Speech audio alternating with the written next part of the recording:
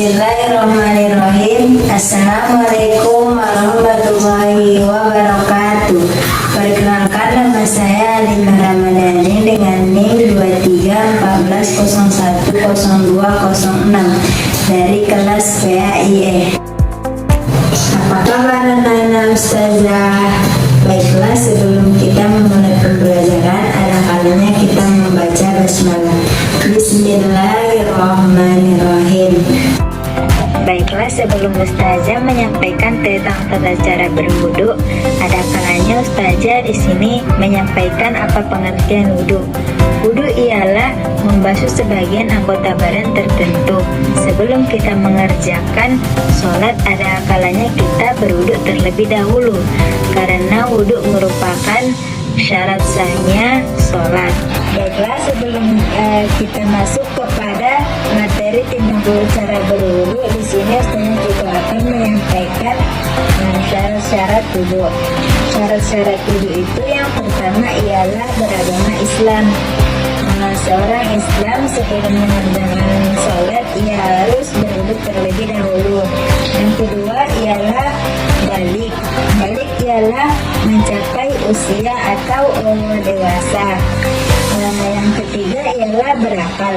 Seseorang yang berwudu itu harus berakal. Wudu itu tidak sah bagi orang yang tidak berakal sehat. Yang keempat ialah suci dari hadas besar, yaitu harus bersih dari keadaan seperti haid atau nifas. Yang kelima ialah menggunakan air yang suci, yaitu air yang bersih atau air yang tidak terhalang dari najis. Baiklah, di sini ustazah juga akan menjelaskan hal-hal apa saja yang membatalkan wudu. Hal yang membatalkan wudu itu ada 7, yaitu yang pertama, keluarnya sesuatu dari salah satu dua jalan atau kubul atau dubur,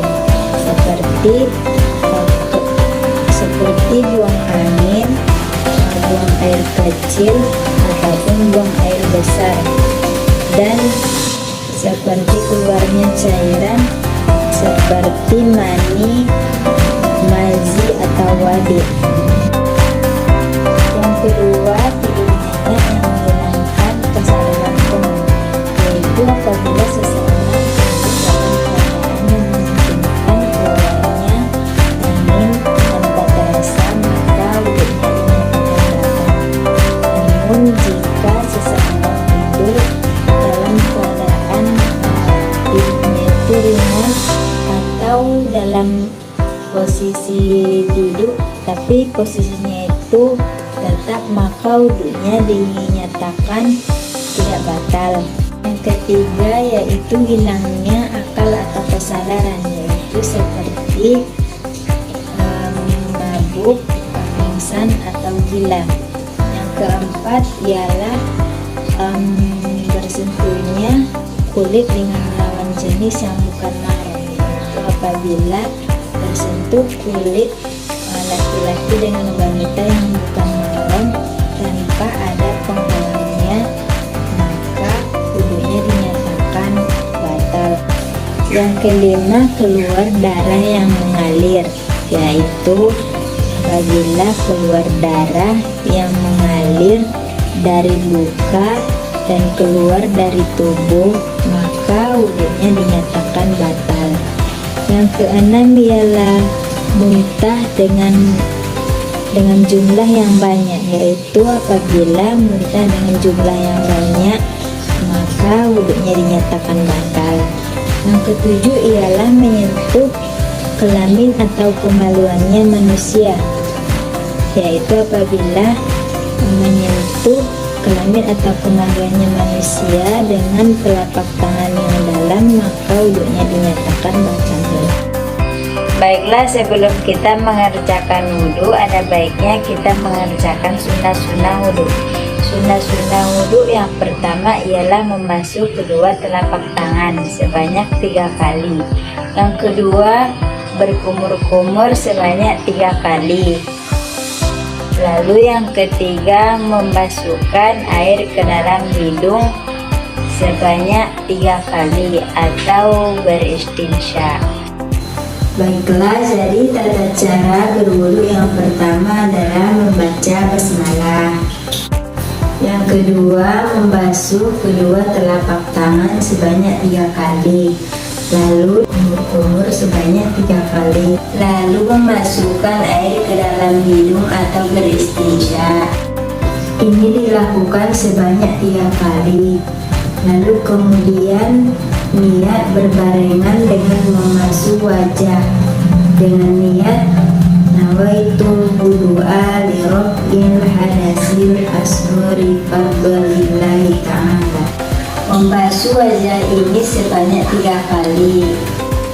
Setelah membasuh wajah, yakni membasuh kedua tangan sampai siku-siku.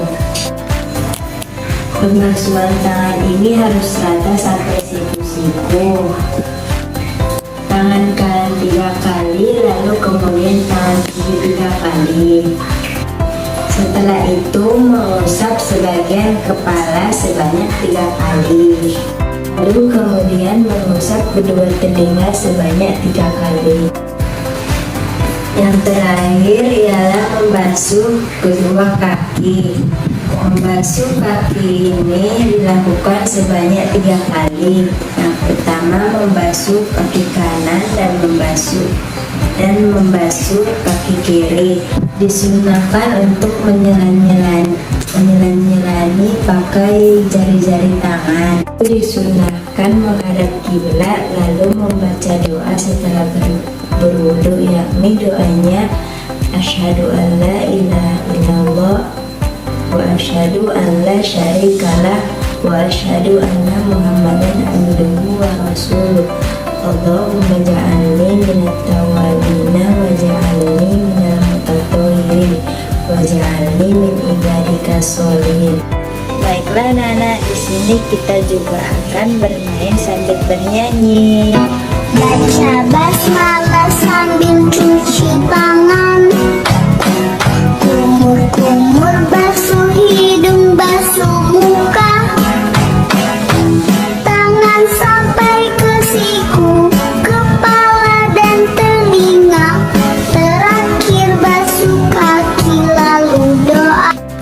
Baiklah anak-anak Ustazah, setelah Ustazah menjelaskan materi tentang tata cara berwudu, mungkin anak-anak Ustazah di sini bertanya, apa sih keutamaan berwudu itu? Jadi keutamaan berwudu itu ada 9 macam, yaitu diantaranya yang pertama itu mendapatkan pahala.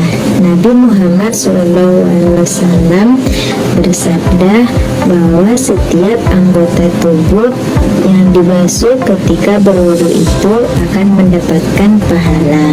Yang kedua, menghapus dosa.